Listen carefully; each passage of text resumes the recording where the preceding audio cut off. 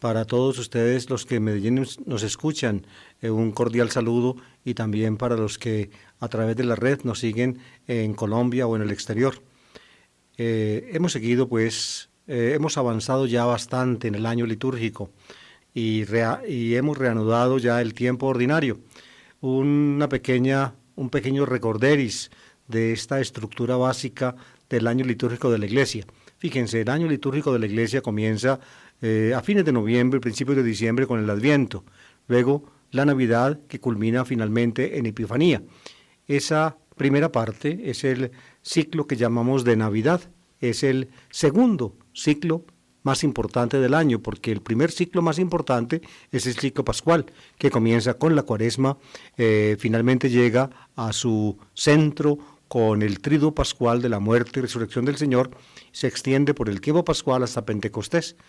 Pues bien, el ciclo pascual lo terminamos ya el domingo pasado con la gran solemnidad de Pentecostés. Entre el ciclo de Navidad y el ciclo de Pascua está puesta la primera parte o la primera sección del tiempo ordinario. Y luego, después de la fiesta de Pentecostés, hasta el comienzo del Adviento, está también la segunda sección del tiempo ordinario. El tiempo ordinario tiene pues dos secciones. Comenzamos esta semana, o mejor dicho, ya desde el lunes pasado, después de la fiesta de Pentecostés, comenzamos el tiempo ordinario. Pero como es el domingo siguiente a Pentecostés, entonces la Iglesia celebra la solemnidad de la Santísima Trinidad. Estos domingos, en el reinicio del tiempo ordinario, después de Pentecostés, pues, la Iglesia acomoda la llamada solemnidad de la Santísima Trinidad. Es una solemnidad, diría yo, reciente en la liturgia de la Iglesia. Digo reciente no porque no sea muy importante o porque no tenga pues como objeto recordar a los cristianos el inefable misterio del amor de Dios con que Dios se nos reveló y se nos mostró. No por eso, sino porque la Iglesia antigua no conocía una fiesta de la Santísima Trinidad, digamos, independientemente de las grandes fiestas. La Iglesia antigua conocía el año litúrgico con el Adviento, luego la Cuaresma y la Pascua, Pentecostés y el tiempo durante el año.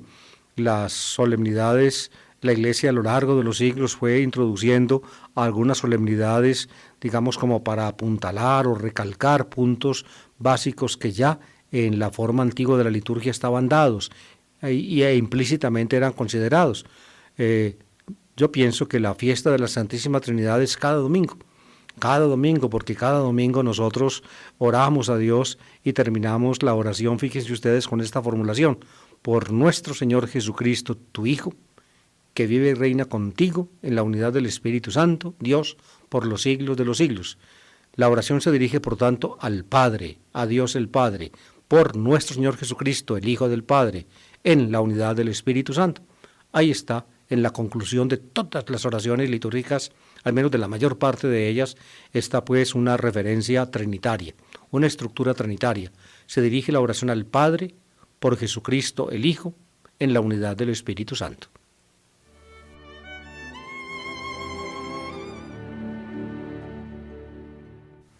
Los que aprendimos la fe cristiana, voy a emplear esa terminología, hace ya, por ejemplo, 40, 50, 60 años, podemos recordar lo referente a la Santísima Trinidad. ¿Qué es la Santísima Trinidad? Es el misterio divino del Padre, el Hijo y el Espíritu Santo. Y recuerden ustedes, los que tienen cierta edad, que el catecismo que estudiamos hacía las preguntas: ¿el Padre es Dios? Y se contestaba: sí, el Padre es Dios. ¿El Hijo es Dios? Y se contestaba: sí, el Hijo de Dios es Dios. Y se preguntaba: ¿y el Espíritu Santo es Dios? Sí, el Espíritu Santo es Dios. El Padre no es el Hijo, ni el Espíritu Santo es el Padre, no es ni el Padre, ni tampoco el Hijo. La Santísima Trinidad, por tanto, es tres personas distintas: Padre, Hijo y Espíritu Santo, y un solo Dios verdadero. Ahí tienen ustedes, diría yo, la expresión del misterio trinitario en una fórmula aparentemente apta para la memoria, para retenerla, pero difícilmente comprensible, difícilmente, diría yo, explanable a partir de las capacidades, diría yo, de la razón humana. Y es que el misterio de Dios no cabe en la razón humana. Ahí recuerdo yo que en mi formación cristiana o católica de niño, contaba los catequistas, los seminaristas de ese tiempo salían a dar catecismo por ahí en diferentes partes de la ciudad. Luego, cuando yo fui seminarista, también me tocó lo mismo por allá en Aranjuez, en La Piñuela, y también luego en San Javier, en el barrio Antonio Nariño, en el 20 de julio, en El Salado.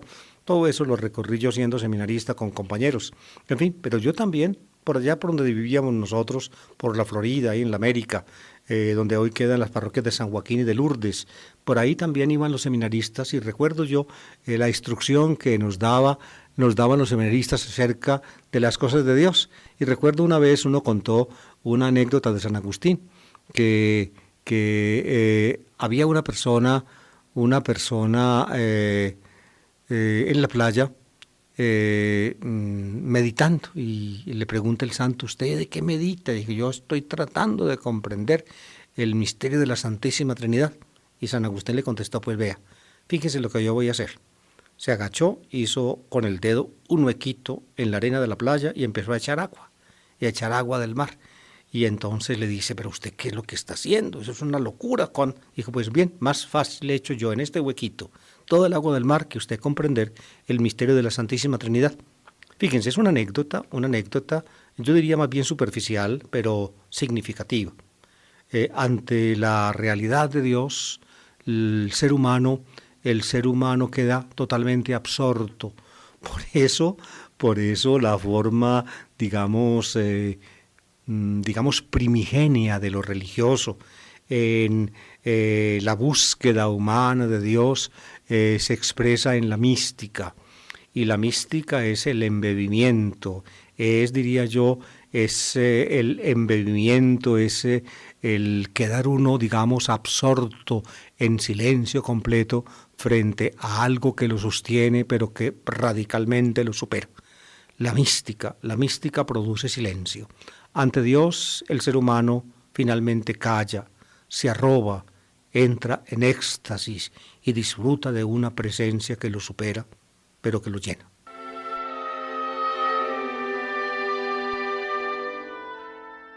A menudo grupos o personas de grupos no católicos que no tienen pues no valoran, digamos, la tradición cristiana post-apostólica, como la valoramos, por ejemplo, nosotros los católicos o los ortodoxos orientales y aún los evangélicos de cuño tradicional, los luteranos, los mismos calvinistas, los anglicanos.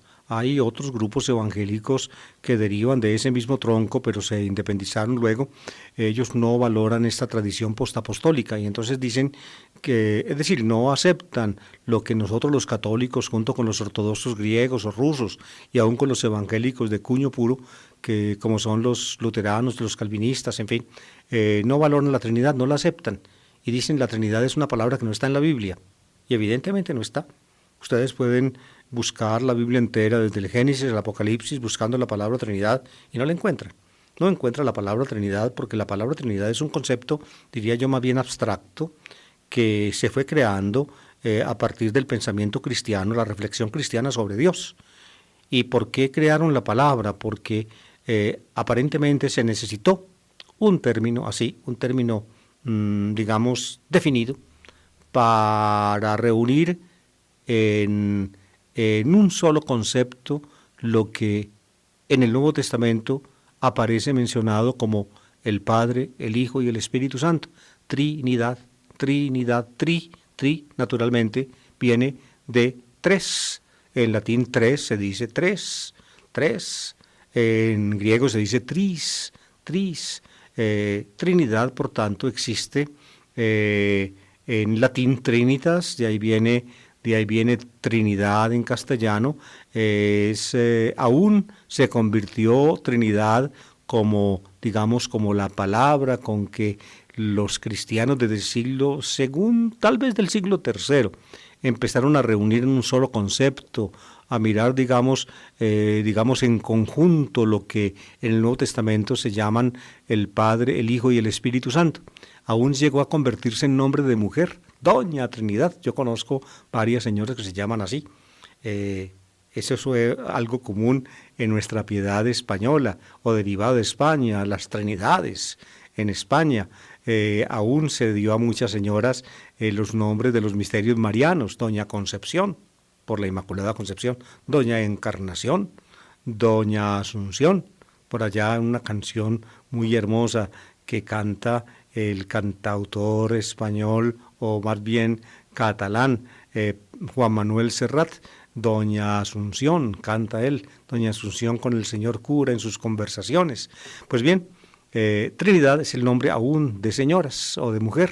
Trinidad es un concepto, pues, en el cual la mente cristiana trató de reunir y mirar al unísono lo que en el Nuevo Testamento es llamado el Padre, el Hijo, el Espíritu Santo. Pero la palabra misma, como ustedes acaban de escuchar, es el resultado de una reflexión cristiana posterior.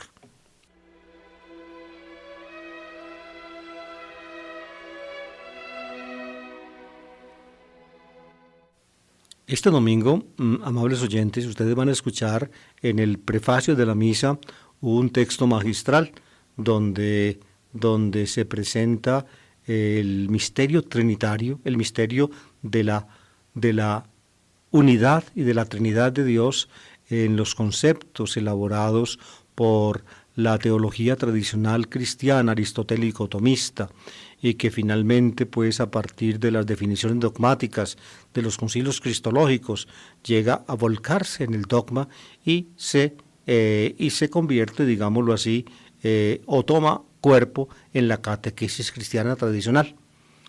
Un solo Dios en tres personas, decimos nosotros, esa es la formulación que nos enseñaron. Un solo Dios en tres personas en una única naturaleza, tres personas distintas, un solo Dios verdadero. Aquí estoy diciendo formulaciones que ustedes conocen, los que están en contacto con las realidades, digamos, del interior de nuestra fe. El domingo, pónganle cuidado al prefacio. El prefacio es el comienzo de la oración eucarística, es de la parte central de la celebración de la Eucaristía. Esa es la oración que se introduce, o mejor dicho, que está situada después de la presentación de las ofrendas.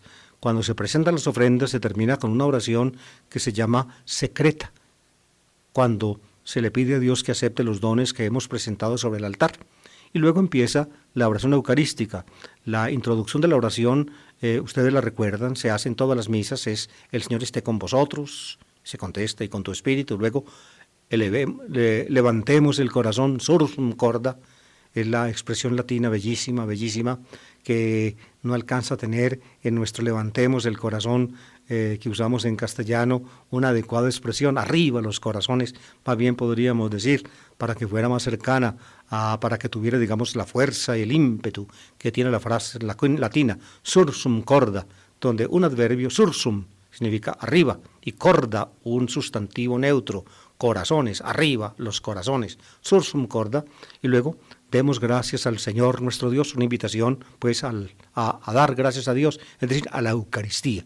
La Eucaristía es acción de gracias, y a esa invocación se contesta, es justo y necesario, y comienza el prefacio. Prefacio significa en latín lo que se dice antes, la introducción a la oración, prefacio. Pre es antes de, y facio es una fórmula, es una fórmula de sustantivo que tiene la de base la raíz griega, o en griego se dice fimi, es yo digo, facin significa ellos dicen en griego, prefacio es lo que se dice antes, y comienza en verdad es justo y necesario, etcétera, etcétera. Es la oración del prefacio que introduce pues el centro de la liturgia de eucarística. Pues bien, ustedes van a escuchar en el prefacio del domingo una expresión magistral de la conceptualidad teológica tradicional cristiana y católica para expresar el misterio trinitario, el misterio de Dios. Un solo Dios en tres personas distintas, un solo Dios verdadero. Pónganle cuidado. y verán ustedes, y ustedes recordarán en el prefacio del domingo, pues, los que tienen ya más edad, la forma como ustedes fueron formados católicamente y cristianamente en su infancia y en su primera juventud.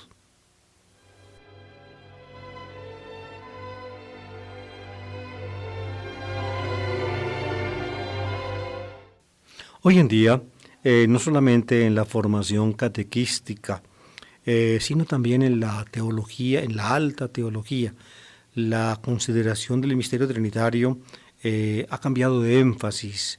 Ya las cosas se expresan en otra forma. ¿Y por qué se expresan en otra forma? Porque ya no es tan socorrida la, digámoslo así, la esquematización conceptual elaborada en el cristianismo para lograr pues darle expresión a lo inefable, sino que ya la teología y también la catequesis se fijan más, diría yo, en las propias formulaciones bíblicas, es decir, toman las propias formulaciones de los evangelios, sobre todo del Evangelio de Juan, lo mismo que de Pablo y de otros escritos del Nuevo Testamento, donde, aunque no se usa, como les dije, la palabra Trinidad, sin embargo, aparecen, digamos, a menudo juntos el Padre, el Hijo y el Espíritu Santo. Y precisamente el Padre, el Hijo y el Espíritu Santo es o son lo que en la teología tradicional se llaman las tres personas distintas de el único Dios verdadero, que es pues la Santísima Trinidad. Pues bien, ahorita en las lecturas que fija la liturgia católica para este domingo, en el ciclo A dominical, en las lecturas, en alguna forma pues se hace referencia al Padre, al Hijo y al Espíritu Santo. Es evidente que con distinta amplitud.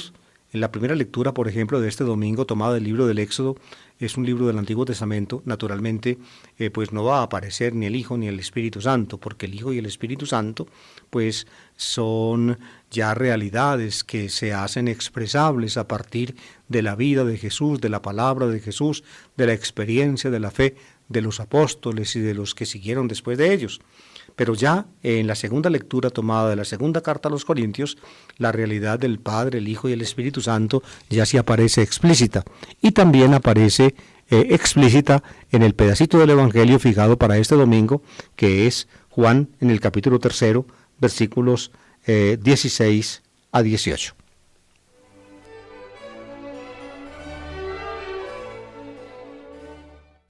Escuchemos pues el pedacito del libro del Éxodo fijado para este domingo, Éxodo 34, versículos 4 en adelante, con algunos saltos. Los liturgistas que prepararon los textos para que el texto no fuera demasiado prolijo, entonces tomaban un texto del Antiguo Testamento y escogían dentro del texto una serie de versículos que más o menos dieran sentido continuado y suprimían otros. Lo que está fijado pues en los leccionarios litúrgicos para el próximo domingo del libro del Éxodo, capítulo 34, dice así: En aquellos días Moisés subió de madrugada al monte Sinaí, como le había mandado el Señor, llevando en la mano las 2 tablas de piedra. El Señor bajó en la nube y se quedó con él allí, y Moisés pronunció el nombre del Señor. El Señor pasó ante él proclamando: Señor, Señor, Dios compasivo y misericordioso, lento a la ira y rico en clemencia y lealtad. Moisés al momento se inclinó y se echó por tierra. Y le dijo: Si ha obtenido tu favor, que mi Señor vaya con nosotros, aunque ese es un pueblo de cerviz dura. Perdona nuestras culpas y pecados, y tómanos como heredad tuya.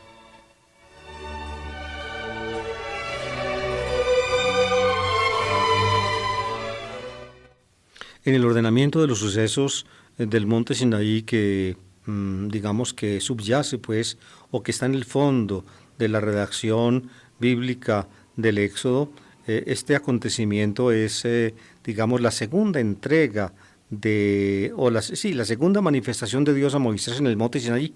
Primero se manifestó entregándole las primeras tablas de la ley, pero cuando Moisés bajó del monte vio que el pueblo se había prostituido, que había caído en la idolatría, que se había levantado, se había hecho becerros de oro, en fin, y entonces la furia de Moisés lo llevó a romper, a volver añico las tablas de la ley.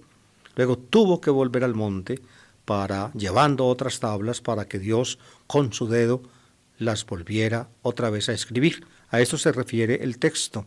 Moisés pues subió de madrugada al monte Sinaí, como le mandó el Señor, y llevaba en la mano las 2 tablas de piedra. El Señor bajó en la nube y se quedó con él allí.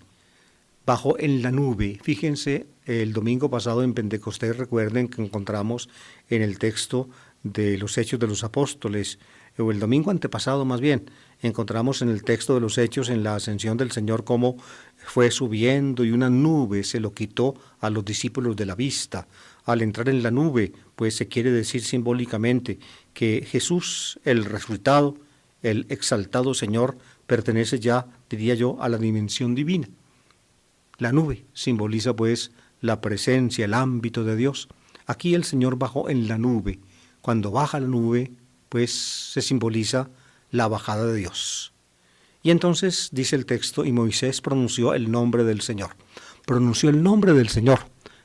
Varias veces escuchamos en la lectura, en nuestra lectura española, la palabra Señor. En hebreo, siempre que aparece acá Señor, en hebreo se dice el nombre de las 4, consonantes, Shem HaMeforah, decían los rabinos judíos, el Señor Yahvé.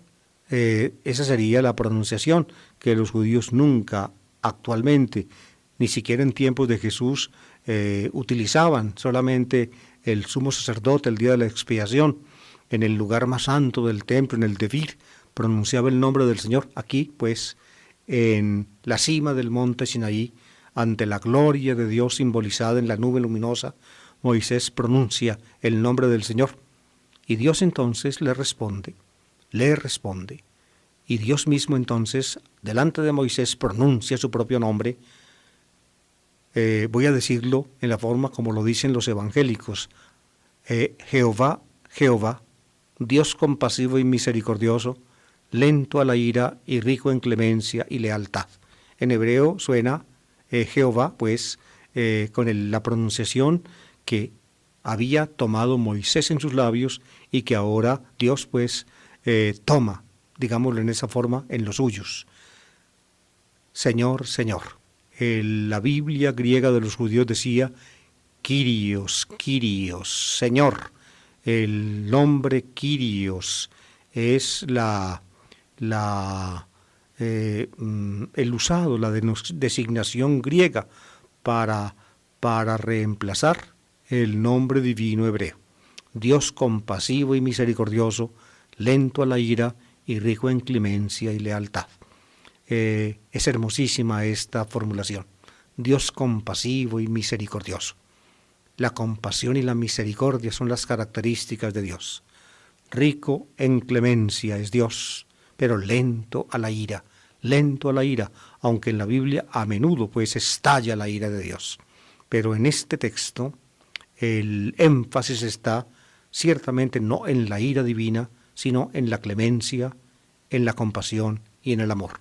Así pues experimenta Moisés a Dios diciendo Dios, su propio nombre, la compasión, la misericordia, la clemencia y la lealtad, que son como las constantes del santo Dios de Israel.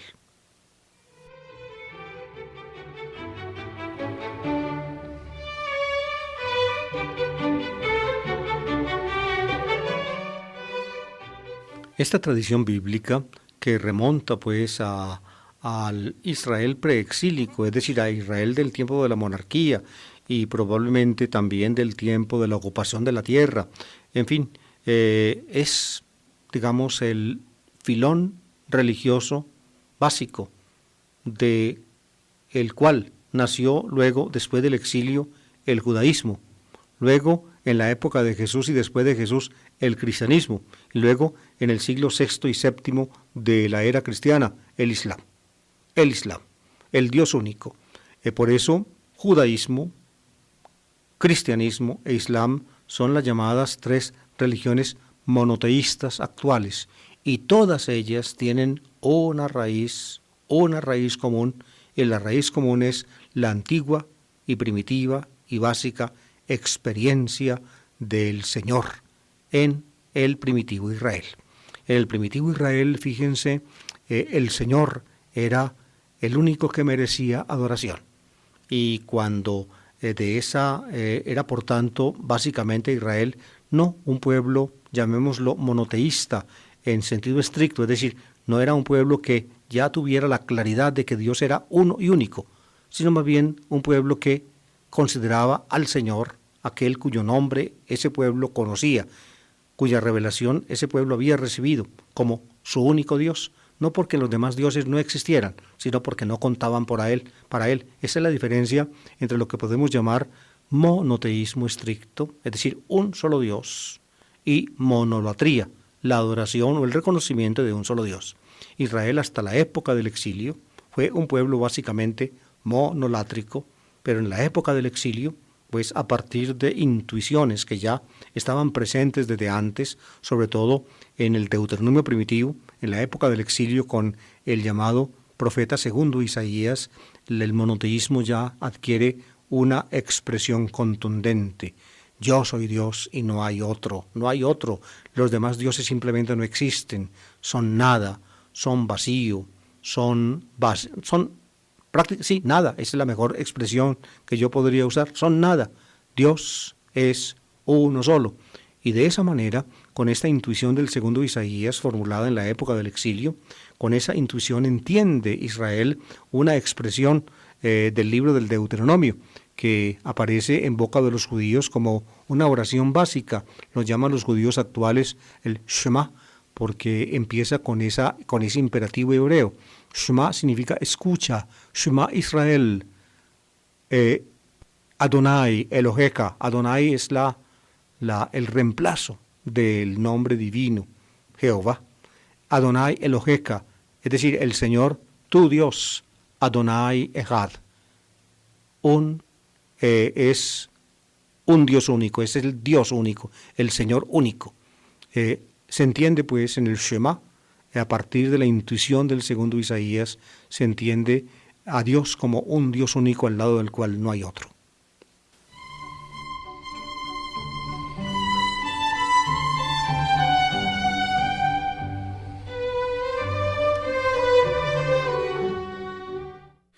Jesús arraigó en esta experiencia básica del judaísmo que finalmente remonta, como les acabo de explicar, al antiguo Israel. Para Jesús, el Dios único de Israel, Adonai, era su Padre. Ahí está un punto, digamos, donde Jesús, utilizando una designación usada por los judíos, Padre. Los judíos llamaban a Dios Padre, en la Biblia antigua también se le llama así, pero Jesús lo hacía con una conciencia de intimidad y de cercanía que no era, o que era insólita en su momento histórico, sobre todo en la expresión. No se ha encontrado hasta ahora ningún texto, digamos, claro, donde se use en forma interpelativa la palabra Padre, sobre todo en la fórmula aramea Jabá que utilizaba Jesús como interpelación directa de Dios, así sin más, Abba, solo. Parece que era algo muy propio de Jesús, Ureigen, como dicen algunos autores alemanes, que a veces yo leo para informarme de estas cosas. Ureigene, una expresión propia y característica de Jesús para Dios. Para Jesús, pues, el Dios de Israel, el Señor, es su Padre, su Padre. Pues bien, al ser el Señor Dios de Israel su Padre, Jesús sentía en manos de su Padre como un hijo. Y de ahí entonces, o en eso se apuntaló el cristianismo naciente para llamar a Jesús el Hijo de Dios. Y de esa manera rápidamente, queridos oyentes, rápidamente, ya en los primeros decenios del cristianismo, a partir de la experiencia de Jesús, el cristianismo logró una formulación, diría yo, muy instructiva y muy importante en en el contexto en que estamos hablando. Aparece en la primera carta a los Corintios de Pablo, en el capítulo 8, cuando Pablo, al parecer utilizando una formulación que ya se daba en la iglesia de Antioquía, escribe esto: para nosotros los cristianos, un solo Dios el Padre, is Theos o Patir, un solo Dios el Padre, del cual todas las cosas, y todas las cosas para Él, exutapanta, ketapanta, is aftón, dice el texto griego de Pablo, que es una formulación, como les digo, de la iglesia de Antioquía. Ahí está la primera frase: un solo Dios el Padre, is Theos o Patir. Y luego una segunda frase, y es esta: que is Kyrios, y un solo Señor, is Kyrios, Jesús Christos, Jesucristo, ex diutapanta, por el cual son todas las cosas, que imis, y nosotros, di aftú, y nosotros por medio de él. Por tanto, fíjense, y ahí está, digamos, lo característico de la fe cristiana.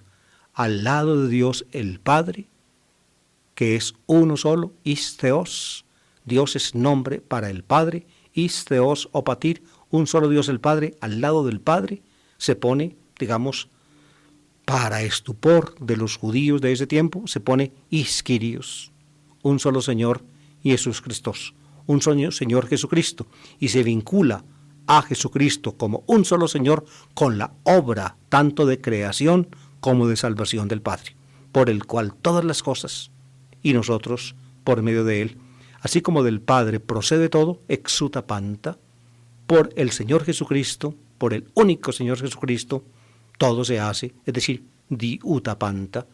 El Padre es el origen y la fuente, el Señor Jesucristo es el mediador, no solamente de la obra de la salvación, sino aún de la obra de la creación.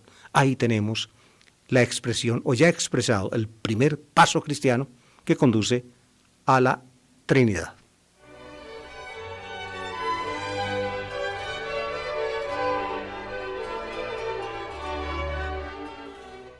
Fíjense pues, amables oyentes, si nosotros como cristianos hoy en día nos allegamos a un judío piadoso, un judío religioso, podemos confesar con él, con el judío, lo que Pablo escribe en el capítulo 8 de la carta primera a los Corintios, versículo 6, esa primera expresión: is Theos o Patir, un solo Dios el Padre, exutapanta, del cual todas las cosas, que imis y saftón, y nosotros hacia él o para él. Esto lo compartiría sin más un judío.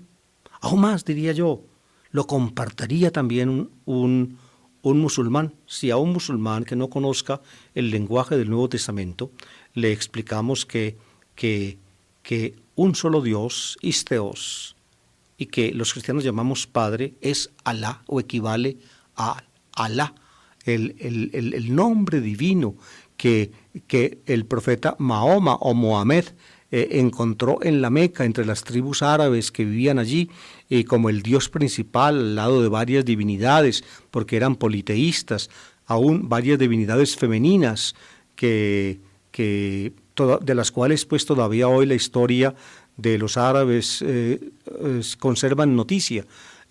Mahoma reconoció pues a Dios, lo llamó Alá, como lo llamaban las tribus árabes de su tiempo, y lo constituyó y lo consideró como el Dios único, absolutamente único, y descartó todos los otros dioses como ídolos.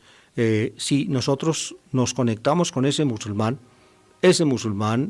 nosotros los cristianos y los judíos estaríamos de acuerdo en el primer artículo de la fe: un solo Dios. Para los judíos es el Señor, es decir, Adonai. Para los cristianos es el Padre. Para los musulmanes es Alá. Y hasta ahí vamos de la mano con ellos. Cuando ya pasamos de ese primer artículo al segundo, y ya Pablo escribe, formulando como en Antioquía, que is Kyrios Jesús Christos, y un solo Señor, Jesucristo, diutapanta, por el cual todas las cosas, que imis di aftú, y nosotros por medio de él, ahí un judío establecería o tendría muchos interrogantes, y un musulmán también. Desde ese punto en adelante, los cristianos hacemos el camino religioso independientemente.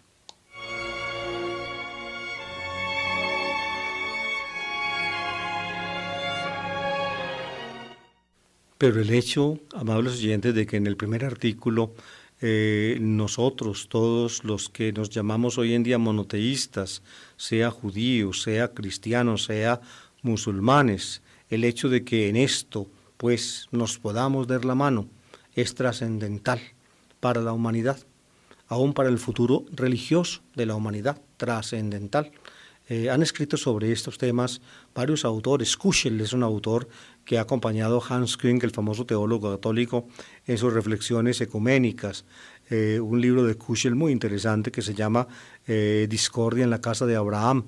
Trata de la forma como es valorada la figura de Abraham tanto por judíos como por cristianos y musulmanes. Y trata pues a partir de reflexiones históricas y teológicas de poner la base, diría yo, de una ecumenia abrahamítica en la cual pues puedan sentirse solidarios judíos, cristianos y musulmanes. Yo pienso que esto es urgente hoy en día porque lamentablemente, si en algún ámbito la humanidad actual peligra y se ciernen nubes de tormenta muy graves sobre la paz del mundo, es el ámbito, digamos, del contacto entre judíos, cristianos y musulmanes.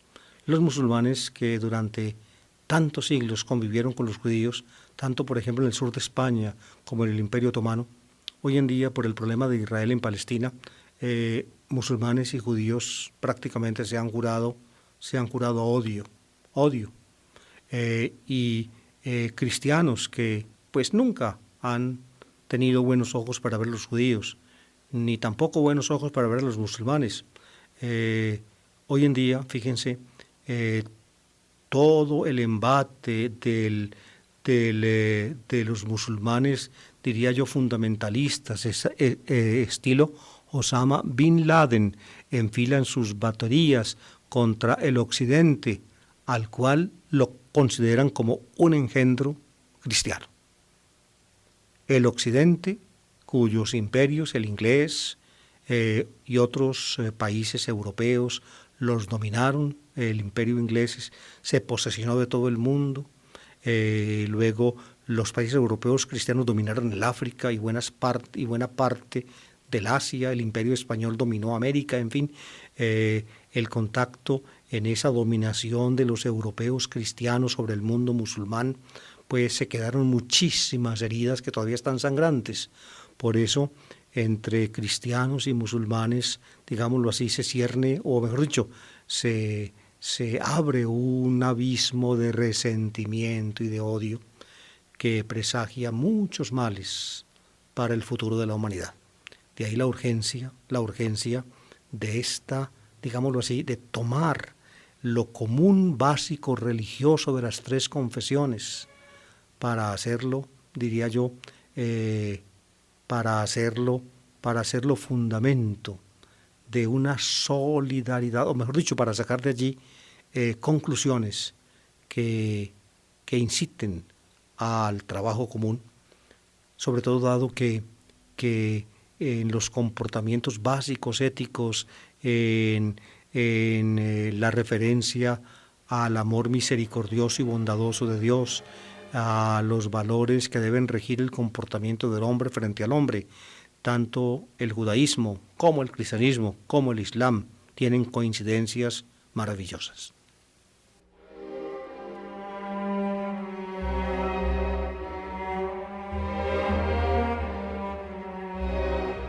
Y ahora sí, ya acercándonos al fin de nuestro programa, leamos los dos textos que siguen de la liturgia de este domingo.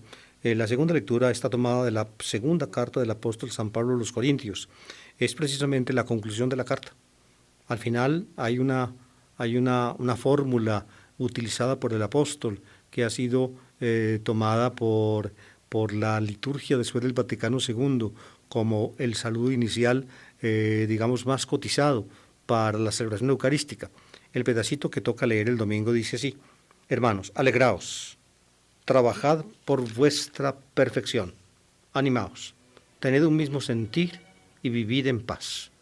Y el Dios del amor y de la paz estará con vosotros. Saludaos mutuamente con el beso santo.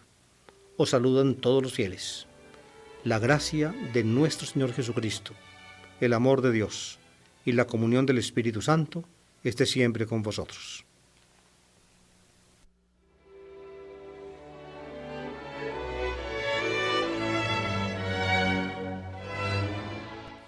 Fíjense, es la conclusión de la carta a los Corintios. Es exactamente lo que con este pedacito del capítulo 13 termina la segunda carta a los Corintios, que es una carta bien compleja y bien difícil. Yo escribí hace por ahí 3 años un comentario de esta carta a los Corintios.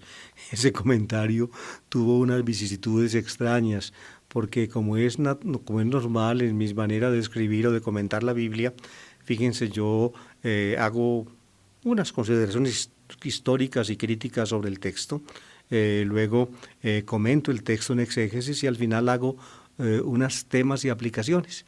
Y en la carta segunda a los Corintios el apóstol habla repetidamente de una colecta que él está haciendo en sus comunidades entre los griegos para ayudar a los pobres de Jerusalén, es decir, a los cristianos de habla aramea que vivían en Palestina. Él está recogiendo platica para mandar para allá porque los cristianos de allá están sumamente pobres, están aguantando muchas necesidades. Y entonces Pablo pues se ve en las vicisitudes de su colecta y por allí deja insinuar que le hacían críticas, que le decían que se robaba la plata, en fin, un montón de cosas. Todo eso lo comento yo en la segunda carta a los Corintios. Y a partir pues de esas vicisitudes de la colecta de Corinto, yo toqué algunos temas de nuestra vida eclesiástica aquí en Medellín, donde hubo también unos manejos de platas y de propiedades, nada santos y nada claros, tremendamente oscuros y preocupantes. Y entonces eso hirió susceptibilidades. Y en fin, pero no sigo hablando del tema para no seguir hiriendo susceptibilidades. Pues bien, con este pedacito que leímos termina la carta, son formalidades. Al final de las cartas se escribían este tipo de saludos, este tipo de imperativos, se hacían recomendaciones, en fin. Una recomendación que se hace, en la cual quisiera yo recabar, es esta, fíjense: saludaos mutuamente con el beso santo. Saludaos mutuamente cuando se reunían ellos pues para escuchar la palabra de Dios y probablemente también para celebrar la cena del Señor, como la llama Pablo en la primera Corintios. Entonces llegaba el beso santo. Del beso santo de las antiguas celebraciones cristianas deriva lo que actualmente tenemos en nuestra liturgia de la Eucaristía, el saludo de paz, que nos damos la mano, saludo de paz. En ese tiempo el saludo era el beso santo, así se llamaba, el beso santo. Probablemente se besaban en la mejilla. Por ejemplo, y ya lo hacen algunos hermosamente en nuestras celebraciones, cuando están los esposos allí en la iglesia, en la Eucaristía, o cuando están los novios, entonces en una forma discreta también se da como saludo el beso santo. Los demás, según nuestra costumbre, nos damos la mano o un abrazo. Ese es el saludo al cual se refiere aquí el apóstol. Y finalmente termina la carta con una fórmula que aparece como saludo en esquemas litúrgicos que utilizamos todavía hoy. La gracia de nuestro Señor Jesucristo, el amor de Dios, actualmente decimos el amor del Padre, porque ustedes saben, el Padre es el nombre cristiano de Dios. Luego la comunión del Espíritu Santo esté siempre con vosotros. Con esa formulación termina Pablo pues la segunda carta a los Corintios. A Jesucristo se le atribuye la gracia. Haris, tu Kyrio imon Jesu Christu. Luego a Dios se le atribuye el amor. Y agapi, tu Theou. Y al Espíritu Santo se le atribuye la comunión. Que quinonía, tu pneumatus agio, tu agio pneumatus, esté siempre con vosotros. Termina el texto. La gracia, es decir, el don de Dios, nos viene por Jesucristo. Finalmente la fuente de esa gracia es el amor con que Dios nos ama. Y finalmente los dones divinos se nos comunican cuando el Espíritu Santo, que es el poder de Dios, nos mantiene unidos. Esta es la comunión del Espíritu Santo.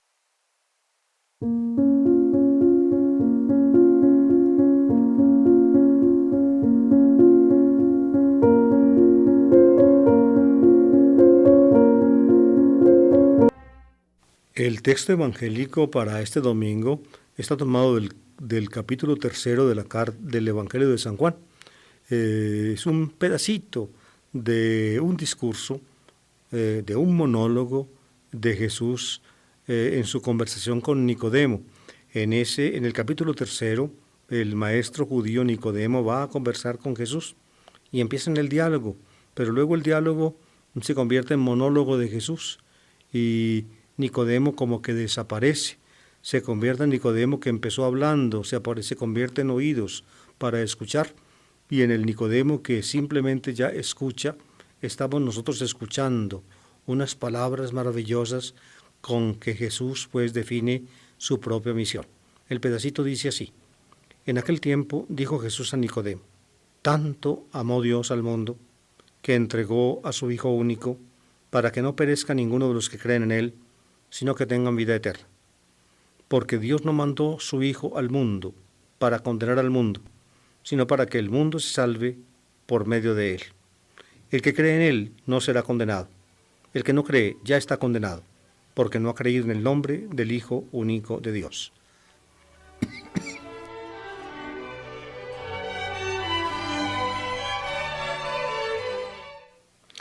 Fíjense, este texto que es escogido pues por la liturgia católica como evangelio de este domingo de la Santísima Trinidad, pues no menciona para nada el Espíritu Santo, se menciona a Dios y al Hijo, es decir, al Padre y al Hijo. Sin embargo, en la conversación con Nicodemo aparece también el Espíritu.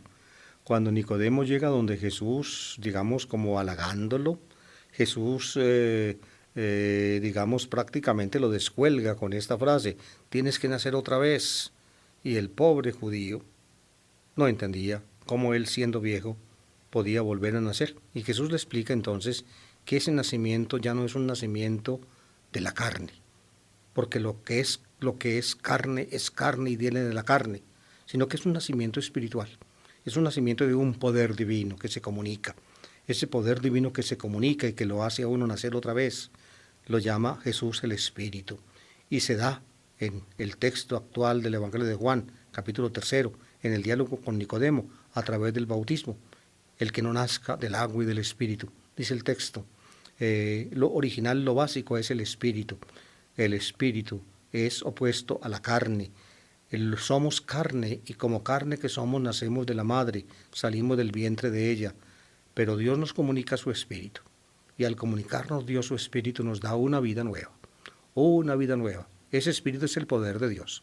Ahí está la mención del Espíritu en el capítulo 3 del cuarto Evangelio. Más adelante el Espíritu pues será mencionado y su papel, su realidad será ampliamente considerada en el cuarto Evangelio, sobre todo en el discurso de despedida, en los capítulos 14, 15 y 16 del cuarto Evangelio. Luego en el pedacito que leímos sí aparecen ya, digamos, el Padre y el Hijo. Tanto amó Dios al mundo que entregó a su Hijo único. Por tanto, el Dios que amó al mundo es el Padre. ¿Por qué? Porque lo que entregó fue su Hijo único. Y la finalidad por la cual Dios entregó a su Hijo único, es decir, lo envió al mundo, y no solamente lo envió al mundo, sino que prácticamente lo entregó hasta la muerte, hasta la muerte. La finalidad de Dios no es de ninguna manera condenar al mundo, sino al contrario, salvarlo. La acción de Dios al enviar su Hijo al mundo y al entregar su Hijo aún hasta la muerte es pues la salvación del mundo. Y aceptar al Hijo, por tanto, es aceptar al Padre. El que cree en el Hijo, dice, no será condenado. El que no cree ya está condenado, porque no ha creído en el nombre del Hijo único de Dios. Son frases pues que merecerían una explicación muy profunda, pero ya el tiempo de nuestro programa se ha terminado. Yo dejo hasta este punto pues la explicación.